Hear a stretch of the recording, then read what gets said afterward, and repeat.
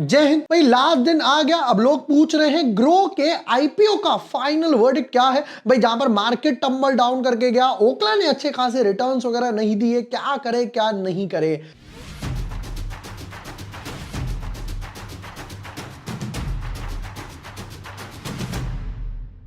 Hi everyone, my name is Bohr Vashne. I am a SEBI registered research analyst. Quickly 5 minute में देख लेते हैं अभी तक भाई कितना ओवर सब्सक्रिप्शन आया है। लास्ट वीडियो में हम एंकर बुक कवर नहीं कर पाए थे क्योंकि हमने वीडियो पहले बनाई थी।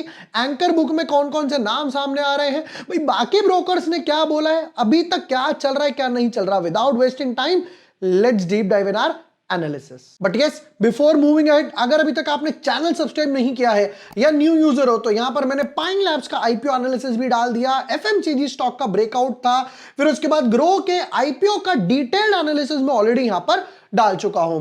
देखिए एक बार जरा आईपीओ टेबल पे नजर मारते हैं तो यह है बिलियन ब्रेन्स ग्रो कंपनी। भाई इसका आईपीओ कल क्लोज होने वाला है, लोग पूछ रहे हैं फाइनल वर्डिक्ट क्या है। फिर उसके बाद पाइन लैब्स ऑलरेडी डाल चुका, एमबी, फिर उसके बाद फिजिक्स और टेक्नो, ये तीनों सेम ब्रैकेट में आ रहे हैं। तो भाई मैं इन तीनों की वीडियो और डिटेल्ड एनालिसिस भी और आई शुड से कंपैरिजन भी दे दूंगा। ग्रो की बात करते, देखो हम मैंने ऑलरेडी वीडियो में बताया था और नो नीड टू टेल कि भाई क्या है, ब्रोकर है कि भाई Groww is a Bengaluru based fintech broker है जहां पर आपको mutual fund, stocks, FNO, equity trading वगैरह हो गया, एमटीएफ वगैरह हो गया, एल्गो, ये सब यहां पर वगैरह मिल जाएगा। ठीक है, अब नेक्स्ट पॉइंट पर आते हैं। मेन पॉइंट्स कवर करूंगा क्योंकि फाइनल मिनट है। बाकी अगर किसी को डिटेल्ड वीडियो देखनी हो पहली वाली वीडियो देख लेना। इंपॉर्टेंट डेट्स पर दोबारा से एक बार नजर मार लेते हैं। कहते हैं आईपीओ ओपन हुआ था 4 तारीख को, 7 तारीख को यानी कि कल आईपीओ क्लोज होगा, अलॉटमेंट आएगी, फिर उसके बाद 10 तारीख को, 11 तारीख को रिफंड और शेयर्स, और 12 नवंबर को लिस्ट होने वाला है। ठीक है, प्राइस बैंड की बात करें तो कहते हैं 100 रुपीज का प्राइस बैंड था, 150 शेयर्स इन्होंने एक बंडल में रखे थे, यानी कि 15,000 का एक लॉट साइज पूरा हो गया।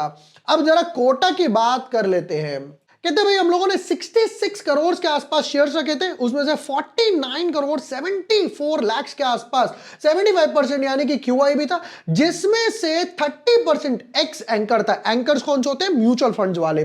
ठीक है, फिर उसके बाद कहते हैं भाई एचएनआई कैटेगरी को 15% दिया था और रिटेल कैटेगरी कोटा कितना है यहां पर 10% के आसपास ही है।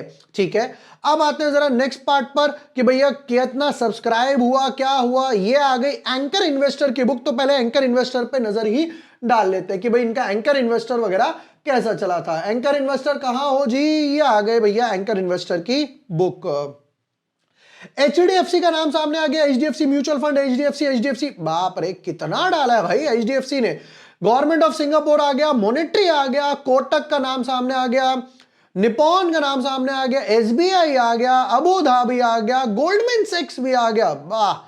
फिर उसके बाद एक्सिस म्यूचुअल फंड आ गया, फिर उसके बाद आदित्य बिरला आ गया। अरे सारे ही आ गए क्या? आदित्य बिरला, मोतीलाल ओसवाल, यार ये तो खुद ही ब्रोकर है, ये भी सामने आ गए। फिर उसके बाद अशोका वाइट ओक्स नाम सामने आ गया, मिराई का नाम सामने आ गया, फिर उसके बाद प्रूडेंशियल का, फ्रैंकलिन, भाई टाटा का नाम सामने भी आ गया, एचडीएफसी, गोल्डमैन, आईसीआई, बंधन बैंक, एचबीएसवी, सब के सब बड़े बड़े धुरंधर यहां पर भैया एंकर बुक में आ गए। उसके बाद जब मैं ईटी पर गया तो क्या बोलते हैं, स्टार इन्वेस्टर्स, सुनील सिंघानिया भैया जिनका बैकस नाम से फंड है, मधु केला भी हो गए, उत्पल सेठ भी हो गए, इन्होंने भी ग्रो के बुक में पार्ट लिया है। तो भैया म्यूचुअल फंड्स वाले तो है ही है, बड़े बड़े इन्वेस्टर्स जो हैं वो भी पार्ट लेकर हैं बिलियन ब्रेन्स यानी ग्रो के आईपीओ में। चलिए नेक्स्ट पॉइंट पर आते हैं कि भाई और इसके जरा एक बार फाइनेंशियल्स पे दोबारा से एक नजर मारते हैं। और वापस से जब फाइनेंशियल्स रीड किया तब एक और इंटरेस्टिंग चीज पता चली। देखिए एसेट्स की बात करें तो उस टाइम पर भी मैंने ये कॉलम ड्रॉप कर दिया था, अगेन मैं ये कॉलम ड्रॉप करने वाला हूं। मार्च 2023 में था 4800 करोड़, जो ये ऑलमोस्ट 80% ग्रो के हो गया, 8000 करोड़ के आसपास एसेट्स हो गए। फिर वापस से ये ग्रो करके हो गए 10,000 करोड़ के आसपास मार्च 2025 में, और अब की बार एक क्वार्टर में 12,700, यानी कि नियरली यहां से यहां तक देखता हूं तो समवॉट अराउंड ट्रिपल के आसपास हो गया। इनकम की बात करें 1260 करोड़ थी, जिस पे 457 करोड़ के आसपास का प्रॉफिट आया था। इनकम डबल से भी ज्यादा हो गई, ऑलमोस्ट 2800 करोड़, 2800 करोड़ की इनकम हो गई। बट यहां पे आया था 800 करोड़ का लॉस। अब वो क्यों था, उस वीडियो में भी मैंने एक्सप्लेन करा था कि इन्होंने अपना जो डोमिसाइल है वो यूएस से इंडिया में शिफ्ट करा था, जिसकी वजह से वन टाइम टैक्स ट्रीटमेंट हुआ था।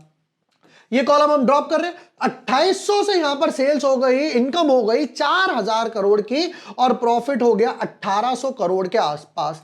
फिर वापस से अभी एक क्वार्टर में 948 ऑन एन एवरेज, कुछ समवट अराउंड अगर मैं बात भी करूं तो 4200 करोड़ के आसपास हो जाएगी, और प्रॉफिट भी कुछ 1600-1700 करोड़ के आसपास आएगा।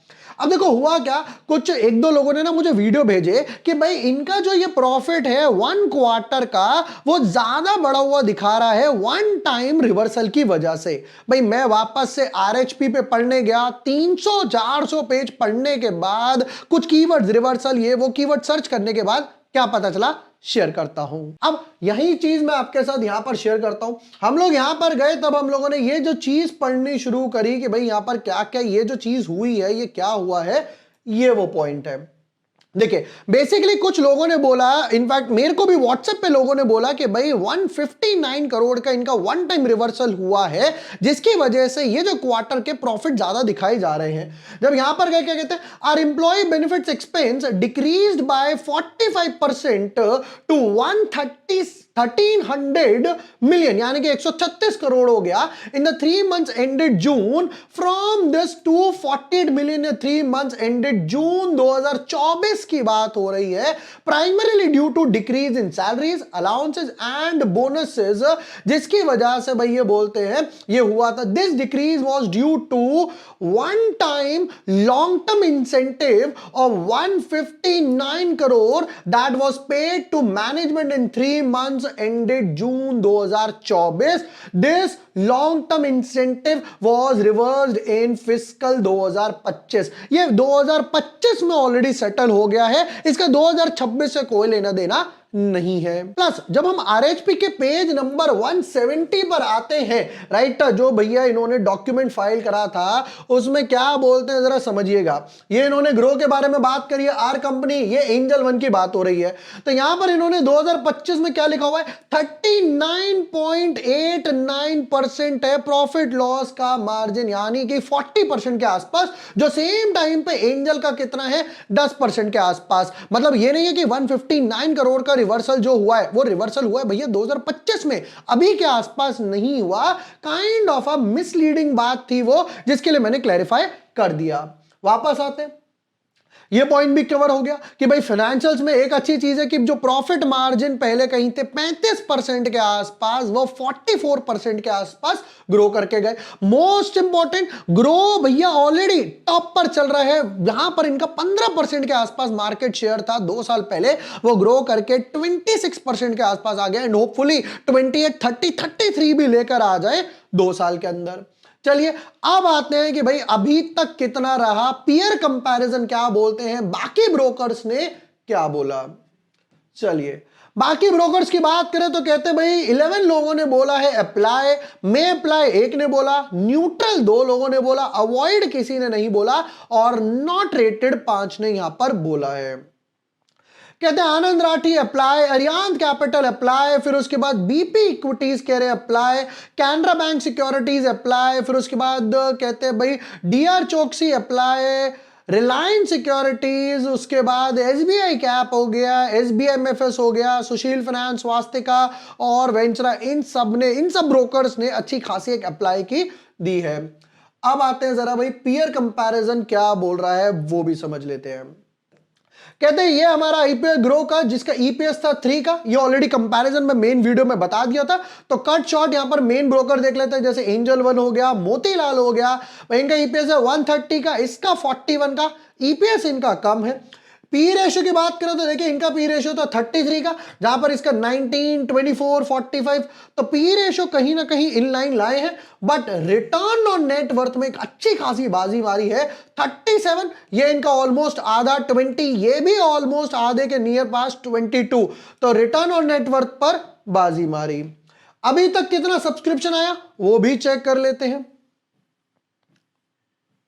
ऑलराइट, चलिए QIB की बात करें तो कहते हैं जी 0.20 के आसपास है। ये मोस्टली लास्ट दिन पर ही आता है क्योंकि कॉस्ट ऑफ फंडिंग लगती है। HNI 2 टाइम्स के आसपास हो गया, रिटेल 5 टाइम्स के आसपास हो गया और टोटल अभी 1.64 के आसपास चल रहा है। अब आते हैं भाई फाइनल वर्डिक्ट पर।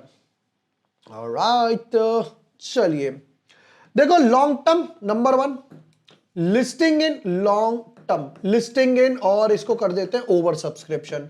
लॉन्ग टर्म मैं तो पर्सनली लॉन्ग टर्म के लिए अप्लाई करने वाला हूं क्योंकि मैंने देखा है बाकी ब्रोकर्स ने वेल्थ क्रिएट करके दी है। BSE हो गया, CDSL हो गया, फिर उसके बाद NSDL आया है, एंजल आया है और आनंद राठी हो गया, इन सबने वेल्थ क्रिएट करके दी है। तो भैया ग्रोथ तो बिल्कुल टॉप पर चल रहा है मार्केट शेयर में।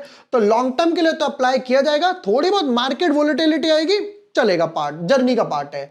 ओवर सब्सक्रिप्शन पर आते हैं, देखो 2 टाइम्स ऑलरेडी हो चुका है, 10 to 20 टाइम्स के आसपास ओवर सब्सक्रिप्शन में एक्सपेक्ट कर रहा हूं। लिस्टिंग इन की बात करें, अब देखो रिटेल का कोटा है 10% के आसपास, तो मल्टीपल एप्लीकेशन लगानी पड़ेंगी मम्मी के अकाउंट से, पापा के अकाउंट से, भाई के अकाउंट से, अलॉटमेंट के चांसेस बढ़ाने के लिए।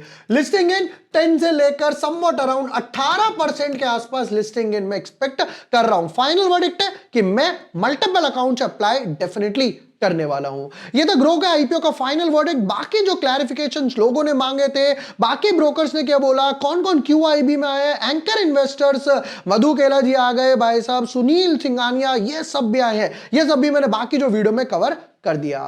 वीडियो पसंद आया हो share with your friends, like and subscribe. Thank you for watching the video, lots of love.